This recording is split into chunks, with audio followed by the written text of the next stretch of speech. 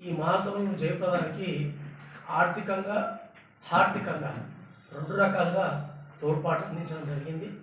వారికి సిఐటియు వనపర్తి జిల్లా కమిటీ నుంచి ప్రత్యేక ధన్యవాదాలు తెలియజేస్తాము. పత్రికా విలేకరులు కానీ ప్రసార సాధనాలు, పత్రికా విలేకరులు, టీవీ విలేకరులు అందరూ కూడా ఈ మహాసభల దృశ్యాలను చాలా మంచిగా ప్రజలకు చూపించడం జరిగింది.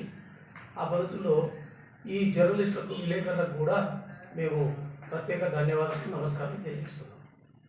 ఈ 2 రోజులు జరిగిన మహాసభల్లోన ప్రధానంగా కార్మిక వర్గం ఎదుర్కొంటున్న సమస్యల గురించి చర్చించడం జరిగింది. ఇది మీకు రాతపూర్వకంగా తీర్మానాలు కాపీ ఇవ్వడం జరిగింది. ఇందులో స్కీమ్ వర్కర్స్ అంటే మొత్తం అంగన్వాడీ, ఆశా, మధ్యాహ్న భోజన కార్మికులు, ఆర్పీలు, ఐకేపీ వివోఏలు ఇలాంటి మొత్తం 1 కోటి మంది ఈ దేశంలో ఉన్నారు.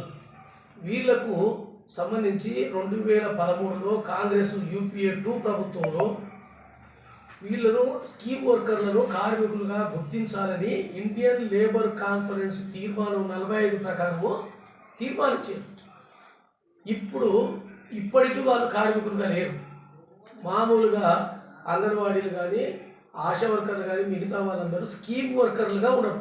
అంటే ఒక పథకానికి కార్మికులుగా ఉండరు తప్ప వాళ్ళని గుర్తించలేదు ప్రభుత్వం.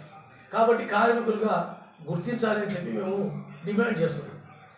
ఈ బీజేపీ ప్రభుత్వం వచ్చి 11 ఏళ్ళైనా ఇప్పటి వరకు దాని గురించే ఊసు లేదు.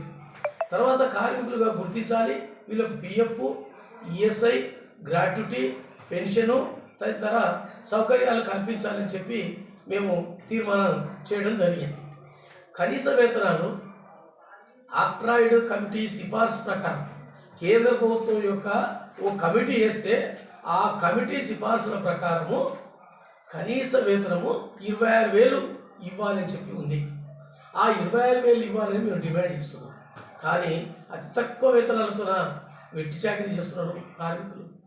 నరేంద్ర మోడీ ప్రభుత్వం, కేంద్ర ప్రభుత్వము ఈ మినిమం వేజ్ రోజుకు ఈ కార్మికులకు కనీస వేతనము రోజుకు 175 రూపాయలు ఉంటే సరిపోతుంది అని చెప్పి ప్రకటించింది.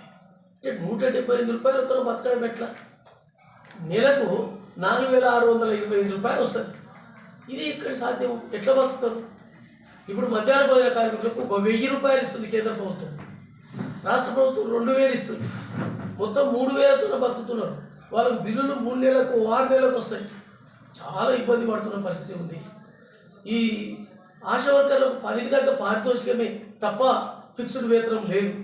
కాబట్టి కనీస వేతనం అన్ని రంగాల కార్మికులకు 26,000 ఇవ్వాలని మేము డిమాండ్. బయో ఫ్యూయల్ కంపెనీ ఏర్పడ్డప్పుడు హమాలీలు దాంట్లో పనిచేస్తున్నారు.